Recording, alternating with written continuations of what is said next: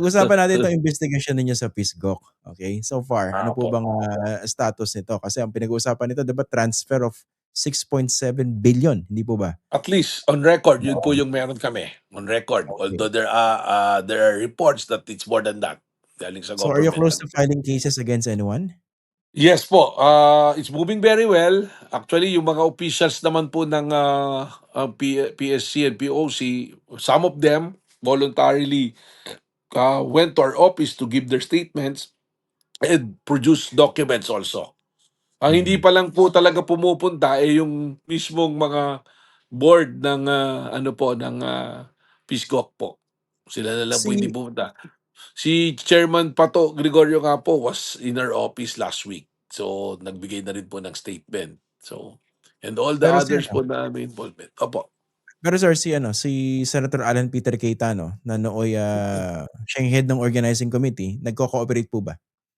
Hindi pa po namin siya iniimbitahan because what we want is to invite yung mga on paper nandoon. Wala naman po siya roon sa papeles although he's been introduced as the chairman of PhilGok. So we want to ask first yung mga totoong nasa records ng SEC na mga officers ng ng PhilGok po. Pero ano nga, tumbukin na natin kasi nga baka naman unfair din dito kay Senator Alan Peter Cayetano kung wala siya talagang link diyan, 'di ba? Kasi nung una niyong nabanggit diyan in I think Q&A, 'di ba, with the media, nag-react right away si Alan Peter Cayetano. Although as Nang far wala as I po ako can binabanggit remember, na pangalan, ha? yeah, she didn't mention him, 'di ba? Pero Opo, nanggagalaite, 'di ba? Pumutak siya opo. sa Senado, eh, sa gitna ng impeachment During the trial about impeachment trial, opo. yun nga po. Yun nga, do you have the goods against him dito sa investigation na ito? Well, ang malinaw po kailangang ipaliwanag, why is he being introduced and acting as the chairman of PhilGok na hindi naman siya ang nasa record ng documents. Kasi if that is the case, basic po yan, any law student can say, that is an ultra vires act at the Hmm, very least or baka may anti-dummy angle din po. mm, And considering also the circumstances surrounding dun sa mga nag-incorporate at mga official ng PhilGok as to the relationship to the apparently the chairman of PhilGok, medyo kailangan po yatang bigyan ng linaw para sa kaalaman ng publiko.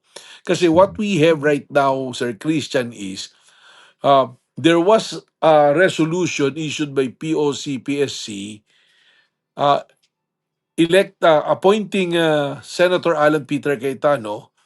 At that time, he is DFA. That was before the filing of candidacy for when mm, he ran for Congress, DFA, na siyang maging chairman ng PhilGok with the instruction that PhilGok should incorporate as a non-profit mm, non-stock na corporation.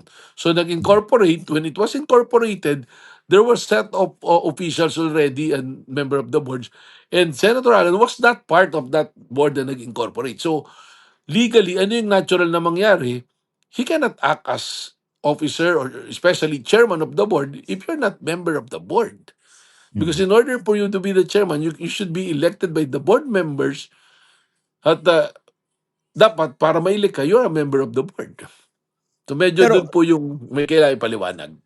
pero in reality, siya ba yung nagfa-function Well, as napanood one? naman po natin kahit paulit-ulit nating panoorin yung naging SEA Games, no? Yung 21 days, opening, siya yung nagpapakilalang chairman.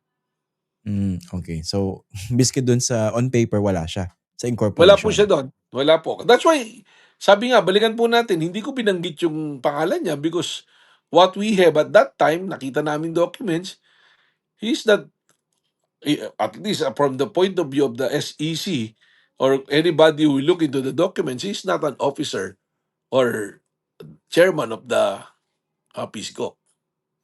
Nga po pala Director, balikan ko lang kasi naalala ko nung tumistigo kayo diyan sa Senado, nung turn na ni Senator Alan Peter Cayetano na tanungin kayo, if people were expecting a showdown or a grilling, parang nasupot, eh, anticlimactic, 'di ba? Parang Well, naging mabait siya sa inyo and then sabi niya, siguro "Anyway, po, magkikita na kayo." Were you surprised by that? sabi niya kasi classmate tsaka schoolmate. So baka he's looking at their relationship as to work as classmates before and from same law school. So baka naman po Wait, ganun. naging magkaklase po ba kayo? I think yes, in one of the electives. But we're not Okey. batchmates actually, oo. Pero Yeah. nag-abot po kayo sa Ay, Ateneo Law yes, yes, School? yes, of course. I know him sa law school pa lang sa Ateneo. Mm. Okey. Small world, ah. Opo, opo. Okey.